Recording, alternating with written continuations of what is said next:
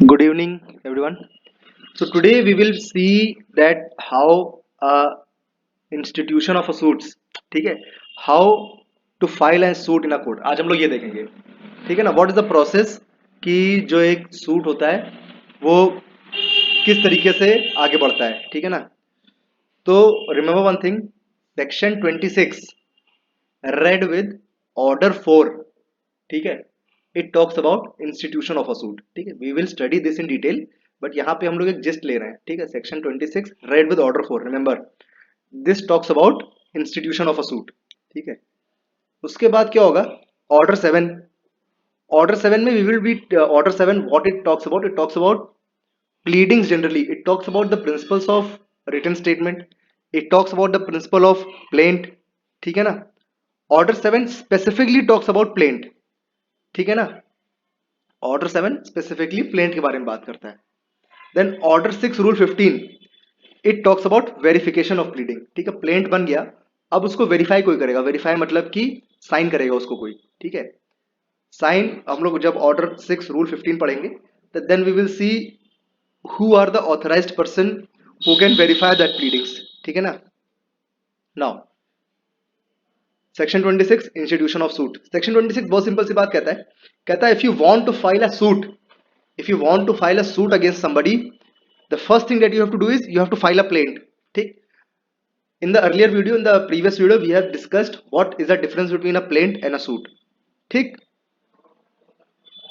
Now remember one thing, this is not a hard and fast rule that if you want to file a suit you first have to file a plaint, ठीक है. Like if we see, there are instances where we don't file a plaint to institute a suit, ठीक है. Hindu Marriage Act में we file application, ठीक है. Indian Succession Act में we file an application to institute a suit, ठीक. It is not necessary that every time you file a plaint, you can also file a application. Examples क्या है, Hindu Marriage Act, Indian Succession Act, ठीक है.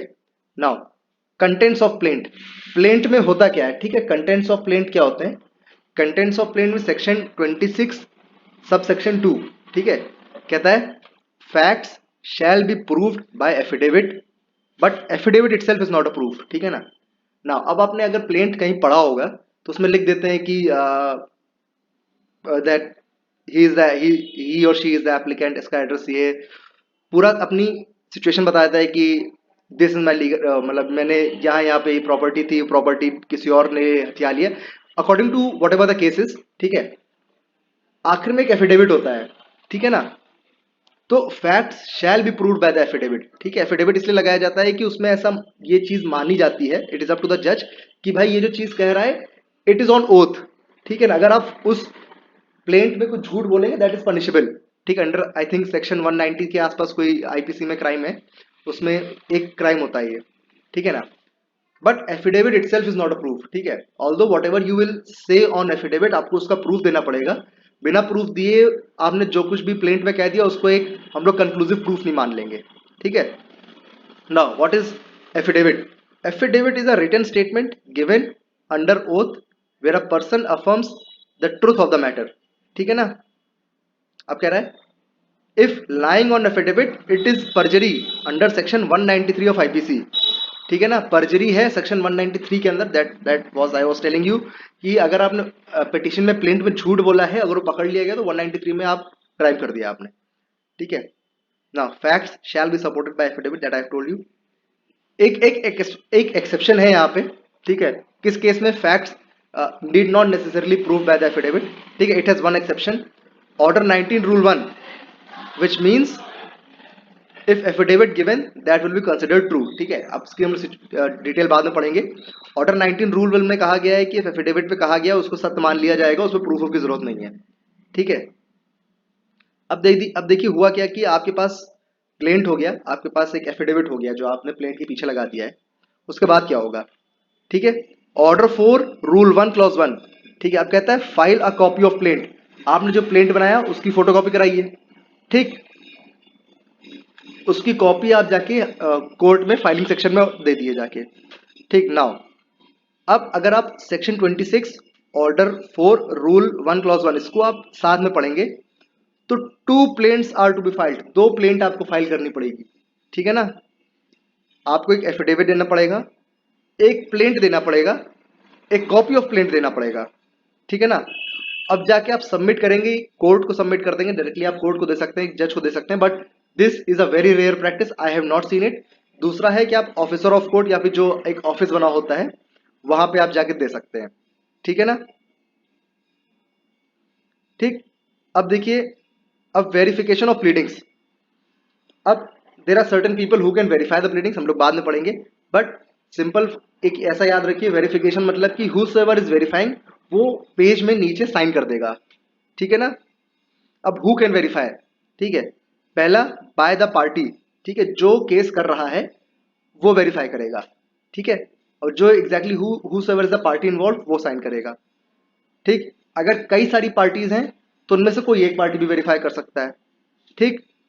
अब अगर आप party भी नहीं है, but even if you are fully acquainted with the facts of the case, तब भी आप वेरीफाई कर सकते हो, जैसे फॉर एग्जाम्पल अ विटनेस, ठीक। नाउ अब प्लेंट में होता क्या क्या है, प्लेंट में एक name and description of plaintiff होता है, name and description of defendant होता है, ठीक। और क्या होता है, डिस्क्रिप्शन ऑफ प्रॉपर्टी या description of right. Description of property अगर प्रॉपर्टी रिलेटेड इशू है तो डिस्क्रिप्शन ऑफ प्रॉपर्टी भी हो सकता है, डिस्क्रिप्शन ऑफ राइट भी हो सकता है कि ये राइट है इनका, ठीक। एक cause of action, this is very important, cause of action नहीं है, this is a ground for rejection of plaint, cause of action होना चाहिए, ठीक। और रिमेंबर वन थिंग, ये जो चार चीजें मैंने आपको बताई, cause of action, description of property and right, name and description of plaintiff, name and description of defendant, ये जो क्लाइंट होता है वो एक एडवोकेट को बताएगा और उस हिसाब से लिखा जाएगा। अगर इसमें कुछ गलती है तो burden comes directly on the client, not on the advocate, ठीक है ना। अब एडवोकेट क्लाइंट को क्या बताएगा, लिमिटेशन पीरियड बताएगा कि भाई ये this is barred by limitation, ये लिमिटेशन पीरियड के बाहर हो गया है आपका कॉज ऑफ एक्शन, जुरिस्डिक्शन बताएगा और वैल्यूएशन ऑफ द सूट बताएगा, ठीक।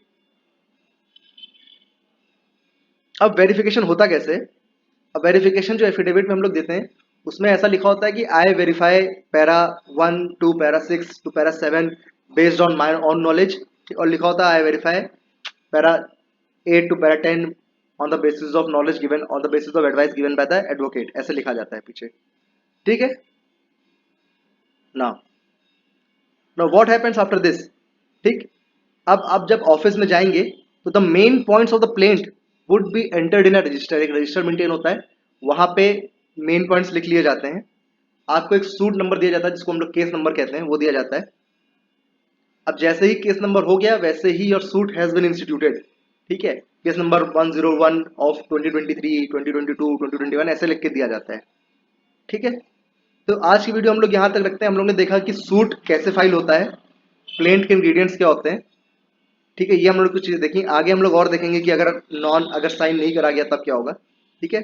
So till here, thank you for watching, have a nice day.